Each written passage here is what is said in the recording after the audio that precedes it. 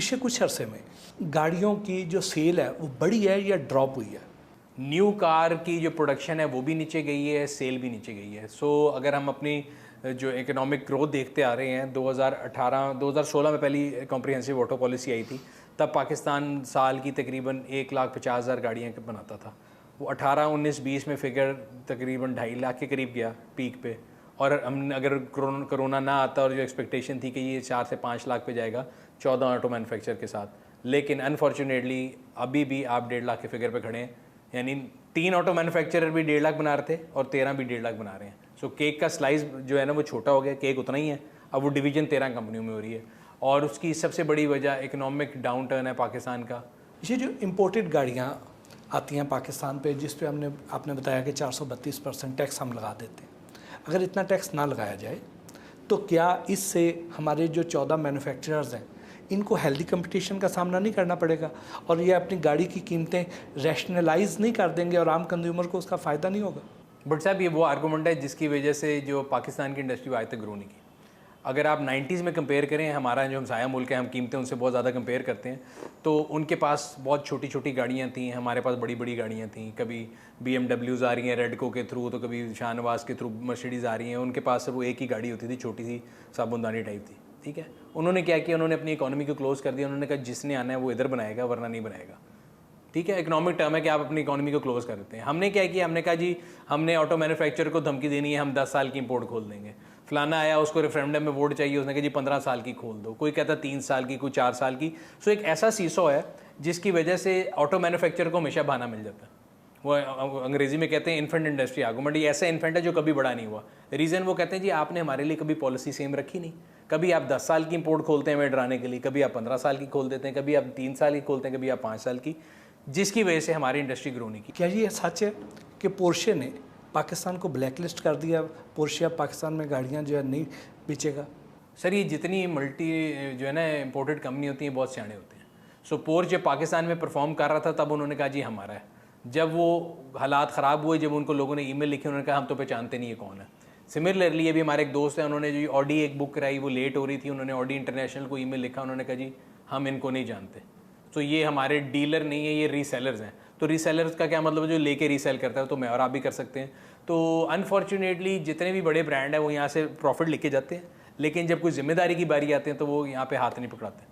तो ये एक पॉलिसी लूप होल है कि आप जितनी बड़ी मर्जी इंपोर्टेड कंपनी लेके आएँ, लोगों से पैसा लें, लेके चले जाएँ, कोई पूछने वाला नहीं। पाकिस्तान में हमें जगह जगह पे, हर सड़क पे इतनी इतनी बड़ी गाड़ियाँ, लैंड क्रूजर, प्राडो ये नज़र आती हैं। इनको पाकिस्तान में क्यों नहीं बनाते जी? वॉल्यूम बहुत कम है सर। देखिए, जो हमारे यहाँ वेल्थ है ना वो कंसनट्रेटेड है बहुत कम लोगों के हाथ में। जो पैसा है वो चंद हाथों में है, वॉल्यूम उतना ज़्यादा नहीं है। अगर लैंड क्रूज़र हम एग्जांपल बात कर लें, 6, 7, 8 करोड़ रुपए की लैंड क्रूज़र है, वो यहाँ पे अगर बनाने के लिए नंबर्स जितने चाहिए होंगे उतने लोग नहीं लेने वाले। बहुत लिमिटेड लोग हैं, वो इंपोर्ट कर लेते हैं, उनको 400% ड्यूटी भी कुछ नहीं कहती। तो इस वजह से मेरा नहीं ख्याल कि हमारे यहाँ पे ऐसे नंबर्स मौजूद हैं जिससे आप प्रोडक्शन उतनी जस्टिफाई कर सकें। एक आम आदमी की पहुँच में कौन सी गाड़ी है जी? आम आदमी की पहुंच में नई गाड़ी तो कोई नहीं है, क्योंकि एक नौकरी पेशा आदमी आज 660 सीसी गाड़ी जो है 30 लाख की वो भी नहीं ले सकता। उसने बिजली का बिल देना है, घर का किराया देना है, फिर डिफरेंट इदारों के टैक्स देने हैं, फिर उसको नीलम जेलम सरचार्ज भी पढ़ना है, फिर उसको सारा कुछ पढ़ना है। वो सिंपल सी बात है, तो बेचारा ज़िंदगी गुजार ले, फिर उसने बच्चों की फ़ीस देनी है, फिर उसने टैक्स वालों को जाके बताने कि उसने फ़ीस के पैसे कहाँ से अरेंज किए थे। तो ये सारा कुछ करते करते वो बेचारा ज़िंदगी में धूप छाँव में मोटरसाइकिल पे गुजार सकता है। मेरा नहीं ख्याल कि आम मतवसत तबके का आदमी 0 मीटर गाड़ी खरीद सकता। ये जो हमें मुख्तलिफ शोरूम्स पे इम्पोर्टेड गाड़ियाँ नज़र आती हैं, उसमें छोटी भी हैं, उसमें बड़ी भी हैं, और ये जो गाड़ियाँ हैं इनका यहाँ पे कोई सेल्स नेटवर्क नहीं है, उनके पार्ट्स नहीं मिलते हैं, लेकिन मार्केट में वो बहुत ज़्यादा उसकी भरमार है। तो क्या आम आदमी को ऐसी गाड़ी ख़रीदनी चाहिए? सर, एंट्री लेवल पे तो मैं बड़ा सख्त खिलाफ हूँ कि जो 660 सीसी लोग इंपोर्टेड लेते हैं। उसकी रीज़न ये है कि वो ज़्यादातर एक्सीडेंटेड आती हैं। फिर जब आप यहाँ पे लेते हैं तो उसमें एयर बैग नहीं खुलता, फिर बाद में लोग रोते हैं कि जी महंगी होगी, ये हो गया, वो हो गया। पाकिस्तान में जो गाड़ियाँ बन रही हैं उनमें जो बेयर मिनिमम आपको चाहिए ऑप्शन वो सारी मौजूद हैं। बट पार्ट्स की अवेलेबिलिटी का ये कि एक ऑल्टरनेट नेटवर्क बन गया हुआ है, इंपोर्ट होता है, स्क्रैप में आता है, तो यूज़ पार्ट बहुत आ जाता है। तो वो अवेलेबिलिटी तो उस तरह से इशू नहीं है, बट फिर भी एंट्री लेवल में मैं हर एक को यही सजेस्ट करता हूँ कि जो मेड इन पाकिस्तान गाड़ी वो लेनी चाहिए। इलेक्ट्रिक गाड़ी का पाकिस्तान में मुस्तकबिल कैसा देखा? सर, इलेक्ट्रिक गाड़ी का पाकिस्तान में मुस्तकबिल नारों, वादों और कस्मों तक तो बहुत अच्छा है, वैसे कोई नहीं है। बिकॉज अगेन अभी हम इलेक्ट्रिक पॉलिसी की बात कर रहे थे या गाड़ियों की पॉलिसी की बात करते 2018 में आपने भी नारे सुने होंगे कि टोल भी फ्री होगा, रजिस्ट्रेशन भी फ्री होगी, सारा कुछ होगा। वो सारे नारे वादे ऐसे ही हैं जैसे इलेक्शन से पहले किए जाते हैं और बाद में फ़ोन नहीं उठाया जाता। तो आज ना कोई इलेक्ट्रिक गाड़ी की रजिस्ट्रेशन फ्री है, ना टोल फ्री है, ना चार्जिंग नेटवर्क है, चार्जिंग जहाँ पे है वहाँ पे भी रिलायबिलिटी नहीं है, रेट बहुत ज़्यादा है। ये वाहिद मुल्क है दुनिया का जहाँ पे आप एक्साइज में जब जाते हैं तो वो चार्ज जो गाड़ी जो इलेक्ट्रिक जिसमें इंजन नहीं होती वो आपको बताते हैं ये कितने सीसी पे कन्वर्ट होगी और वो आपसे उससे बहुत ज़्यादा फीस लेते हैं। तो ये सारी चीज़ें मिलके मेरा नहीं ख्याल, ये अमीरों के शौक है सर, टॉयज़ हैं। और अगर इलेक्ट्रिक रेवोल्यूशन आनी है तो वो 2 व्हीलर और 3 व्हीलर के थ्रू आएगी, वो 4 व्हील गाड़ियों से नहीं आ सकती।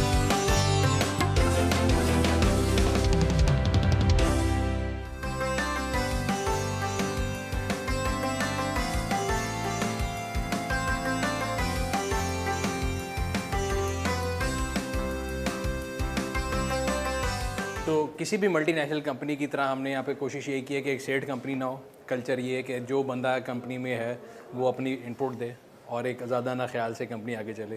सो डिफरेंट आपको यहाँ पे जगह नजर आएंगी, मीटिंग रूम है, इस तरह HR है, फाइनेंस है, फिर हमारा अपना जो कॉल सेंटर है इन हाउस है। सो आप पार्क व्हील पकड़ जाते हैं, आप गाड़ी का ऐड लगाते हैं, उसके अंदर डिफरेंट काम है जो आप करा सकते हैं। ये हमारा कॉल सेंटर है जहाँ पे डिफरेंट हमारे जो सेल्स एजेंट हैं वो डिफरेंट कामों के लिए आपको यहाँ पे कॉल कर रहे हैं, चेक कर रहे हैं। तो यहाँ पे एजेंट्स जो हैं 24/7 काम कर रहा है कॉल सेंटर पूरा, जिसमें आपकी इंस्पेक्शन सर्विस आ गई, आप लोगों की कोई भी हमारी सर्विसेज अगर जो है आप ले रहे हैं उसके लिए कॉल सेंटर जो है वो 24 घंटे चल रहा है यहाँ से। हाँ नहीं, अल्हम्दुलिल्लाह हमारा सारा इन हाउस है, कोई भी चीज़ जो है बाहर से वो सोर्स नहीं की हुई। तो ये जो है कस्टमर्स की रहनुमाई करते हैं, आपने कोई प्रोडक्ट मंगानी है वो है, कोई इंस्पेक्शन बुक करानी है, कोई भी रिलेटेड हमारी सर्विस से कोई भी इतराज़ भी है तो उसके लिए भी हमारी हेल्पलाइन 24 घंटे चल रही है। कुछ लोग ये समझते हैं, जैसे आपने अभी बताया कि शायद ये एक कंप्यूटर रख के बैठे हुए हैं और वहाँ से ये चीज़ें मैनेज हो रही हैं। कुछ लोग ये समझते हैं कि आपका शायद शोरूम है और आप बस गाड़ियाँ बेचते भी हैं, ख़रीदते भी हैं और आप ये काम करते हैं। ये एक प्लेटफॉर्म है जहाँ पे लोग आके अपनी गाड़ी लगा सकते हैं बेचने के लिए, दूसरे लोग डायरेक्टली अप्रोच करके ख़रीद सकते हैं। उसके अलावा डिफरेंट सर्विस मैंने आपको बताया कि आपने इंस्पेक्शन करानी, बल्कि मैं आपको भी दिखाता भी हूँ कि गाड़ी अगर आपने ख़रीदनी हो तो मैंने एक गाड़ी लेनी थी तो उसकी इंस्पेक्शन कैसे होती है ताकि आपको पता लगे कि इंस्पेक्शन में क्या क्या चीज़ें होती हैं वो, और उससे रिलेटेड जितनी चीज़ें हैं। तो तमाम डिपार्टमेंट जिस तरह किसी भी कंपनी में होते हैं, सेल्स का डिपार्टमेंट अलग है, ह्यूमन रिसोर्स अलग है, मार्केटिंग का अलग है, बल्कि हमारी जितनी ऐप है वो भी सारे इन हाउस बिल्ड है। ये नहीं कि आपने किसी कॉपी पेस्ट कर लिया। तो हमारे जितने इंजीनियर्स हैं अभी आपको यहाँ पे फ्लोर में दिखाते हैं, तो वो जो है वो हमारी अपनी टीम है जो सारे इसके हमारे सॉफ्टवेयर भी बनाती हैं, ऐप्स भी बनाते हैं। और यहाँ पे हमारे डिफरेंट मैनेजर्स वगैरह आपको नजर आएंगे जो बैठे हुए हैं, अभी काम कर रहे हैं, लोगों से अपनी इंटरेक्शन जो एवरी डे में कर रहे हैं। इसके अलावा एक और भी जो है डिपार्टमेंट जिसमें हमारी इन हाउस अपनी इंजीनियरिंग टीम है पूरी, वो अपनी मार्केटिंग टीम जो आप हमारी वीडियोज़ देखते हैं वो पूरा हमारा स्टूडियो है ऊपर, वो भी आपको दिखाते हैं। कितनी बड़ी टीम है आपकी? टीम टुगेदर सर पाकिस्तान में हमारे 3 ऑफिस हैं, लाहौर, कराची, इस्लामाबाद, और बाकी रिमोट ऑफिस हैं। टोटल मिला के मेरा ख्याल है अगर हम पार्क व्हील्स फैमिली की बात करें, क्योंकि मैं इसको फैमिली कहता हूँ, तो we are a family of around about 320 people. तो जो मिलके कोशिश ये कर रहे हैं कि जो लोगों को लगता है एक कंप्यूटर, उसके पीछे 320 लोग हैं जो डिफरेंट डिपार्टमेंट में इन चीज़ों को, क्योंकि हम ऑटो शोज़ करते हैं, पाकिस्तान के सबसे बड़े मेलास करते हैं,